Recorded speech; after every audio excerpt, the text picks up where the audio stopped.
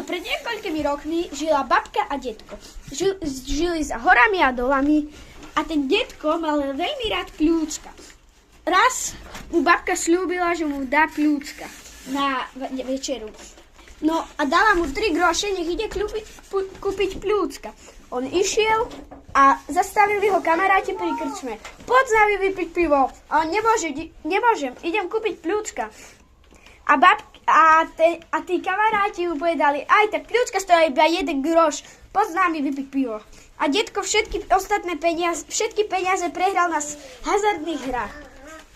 Ako sa vráca domov smutný, len so svojou dykou, tak zrazu počuje pomoc, pomoc. A vidí človeka, ktorého privalil strom. A napadne ho. A vyreže mu pľúcka a odniesie ich babke. A tak sa aj stalo. Vyrezal mu pľúcka a odniesol ich babke. Babka mu uvarila jedlo a večer, keďže bol letný deň, mali otvorené okná a išli spať. A detko počul: vráť mi moje pľúcka. Vráť mi moje pľúcka. Tu sa mu zdalo, že iba sníva. A potom počul, ako brzgá okno. Myslel si, že to len malý prievan. A potom počul aj škrabanie, búchanie.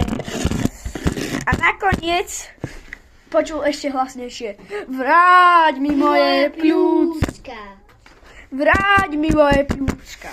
No tak sa postavil, vyšiel na pôjt a pozrel sa, čo tam je. Otvoril pôjt a tam: vráť mi moje pľúcka!